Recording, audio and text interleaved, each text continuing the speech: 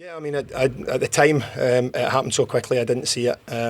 But I've been in to see the referee for clarification of what actually him and the linesman saw. Our goalkeeper bounced the ball because he saw the player standing there. He bounced the ball. The referee saying that at the time he heard from his linesman that the goalkeeper dropped the ball. So I asked for clarification of the rule, and they said if the goalkeeper had bounced the ball, it was a foul. Well, I've looked at it again, and he obviously bounces the ball because he knows that Eto's standing there.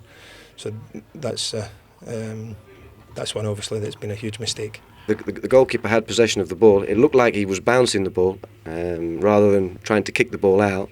Eto was clearly on his shoulder, so he'd have been aware that Eto was there. The ball, he released the ball. Eto then got a touch. The ball dropped for us, and the referee saw it clearly and was happy with it. So, from our point of view, that's it. The referee had a very good view of it. He knows the rules of the game. So, I think from Eto's point of view, it was a clever bit of thinking. And the referee, as I said, had a clear view of it. So, presumably, from his point of view, there's no doubt. Well, it means that they got in one each at half time as opposed to 1-0 because we had tactically, I thought defended very well and limited them to a few chances. They're a very good team. We limited them to a few chances, and it meant they went in level as opposed to going in one down, which is a huge difference at this level. Well, I know that if you hold the ball and you're about to play it, so when you throw the ball in the air and you kick, it's considered as a one motion, and nobody can touch it in between. In terms of bouncing, I don't know. To be fair, instead of it's clear that you leave the ball bounce. You don't hold it. But how the rule is exactly, to be perfectly honest, I don't know. I just make sure that when I have a play around, I just hold the ball and just make sure that he can't touch it. But this is a situation which never happened in a game I was and I played.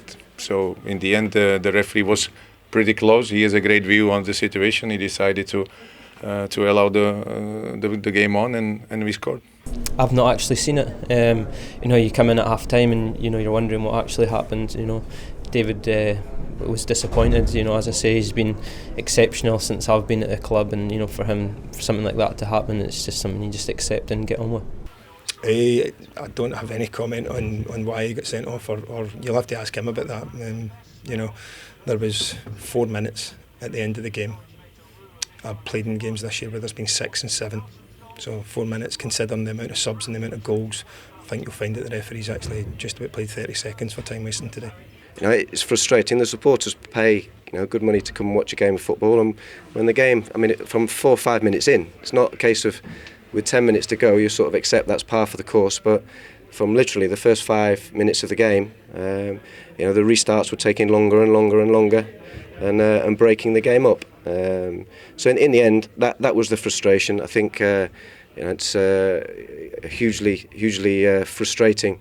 From Jose's point of view, to then be sent off for questioning frankly, the fact that we had to throw the ball in within 2 seconds of regaining it, when for arguably 20, 25, 30 seconds for an hour, nothing was done, and that is the top and bottom of it.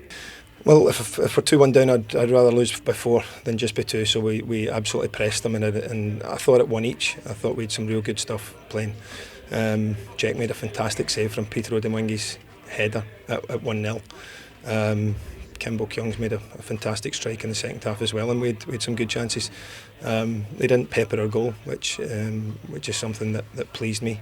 And as I said, I thought I'm very proud of my players the way they played today. 4-1 I don't think is a true reflection, but as I said, I'll not apologise for coming here and be beaten 2-1 or 4-1. We had to get back into it and try and press and get back into it, and as I say, I think today the breaks went against us, but that's life, and I'm not moaning about that. It's something we got on. What I am moaning about is obviously the first goal now.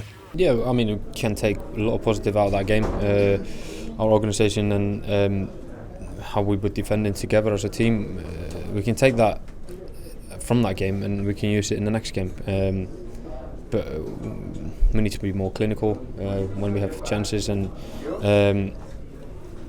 but the main thing, we just have to focus on ourselves, nothing else. Talent shone through in the end, and they're worthy winners. You can't take that away from them. But like I said, from the first 70 minutes, we've got a lot to take from it, and a lot of positives. Knew that coming here that we needed to ride our luck a wee bit and take a chance when we got it, and luckily for us Jordan did that early on in the first half, and I thought we defended extremely well. We were disappointed to win it 1 each. David was disappointed the way the goal came about, but again, start of second half I thought we played very well and we were very much in the game. Once it goes 2-1, obviously we want to try and get the equaliser, and when you're playing a team like this, you're open to the counter-attack and things like that, and they just pick you off. So the fact that it's 4-1's irrelevant to us. We wanted to try and make it 2 each, but we can take a lot of positives from it.